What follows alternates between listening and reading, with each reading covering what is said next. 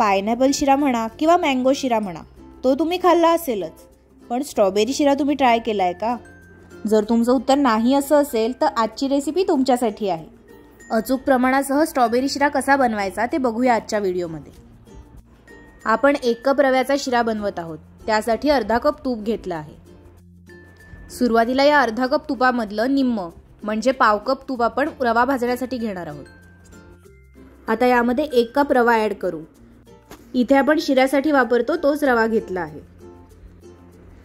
मंद आचेवरच हा रवा भाजून घ्यायचा आहे। हा रवा भाजण्यासाठी साधारणपणे 7 ते 8 मिनिटाचा वेळ लागतो। लक्षात ठेवा, हा रवा असाच सतत परतत राहायचा आहे। आता साधारणपणे 8 मिनिट होऊन गेली आहेत। रवा तुपामध्ये भाजून घेतल्यामुळे मस्त खमंग वास येत आहे। आता यामध्ये आपण बारीक चिरलेले काजू, बदाम आणि बेदाणे ऍड करणार आहोत।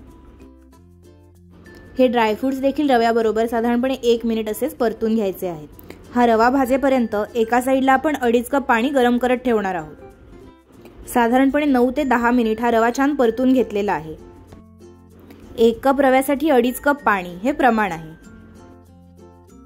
आता हे उकळलेलं 2.5 कप गरम पाणी या रव्यामध्ये ऍड करूया। हे पाणी छान उकळून घेतलं आहे। पाणी ऍड करताना हातावर वाफ येण्याची शक्यता असते, त्यामुळे काळजीपूर्वक पाणी ऍड करायचं आहे। रव्यामध्ये पाणी ऍड केल्यानंतर सतत ढवळून घ्यायचं आहे, त्यामध्ये गुठळ्या होऊ द्यायच्या नाहीये। अशा प्रकारे हा रवा मंद गॅसवर ठेवला की छान फुलतो। एरवी शिरा म्हटला की त्यामध्ये साखर घातली जाते, पण आज जो आपण स्ट्रॉबेरी शिरा बघणार आहोत त्यामध्ये साखरेऐवजी आपण स्ट्रॉबेरी सिरपचा वापर करणार आहोत। आता आपण या स्टेजला मॅप्रोचं जे स्ट्रॉबेरी सिरप आहे ते ऍड करणार आहोत। इथे आपण पाऊण कप स्ट्रॉबेरी सिरप ऍड केलं आहे। शिऱ्याला छान गोडवा येण्यासाठी हे स्ट्रॉबेरी सिरप सफिशियंट आहे, त्यामुळे ॲडिशनल साखर घालण्याची गरज नाही। स्ट्रॉबेरी सिरप ऍड केल्यानंतर छान ढवळून घ्यायचं आहे।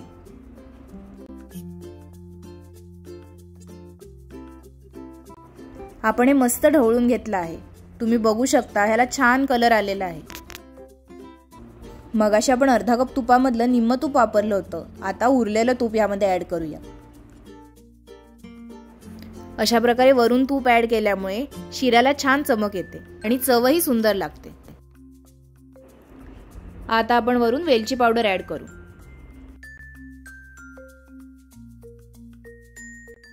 वेलची पावडर घातल्यानंतर शिरा व्यवस्थित ढवळून घेऊया।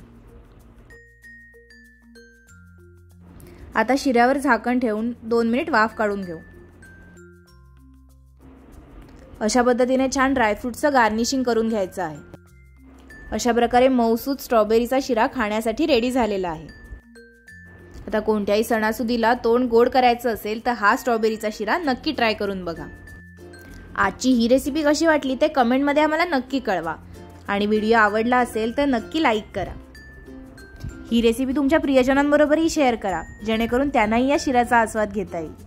काय मग आजची रेसिपी कधी ट्राय करणार आहात ते आम्हाला कमेंटमध्ये नक्की कळवा। पूर्वजाच रेसिपीजला सबस्क्राईब करा आणि बेल आयकॉनवर क्लिक करा। आजचा व्हिडिओ पाहण्यासाठी धन्यवाद।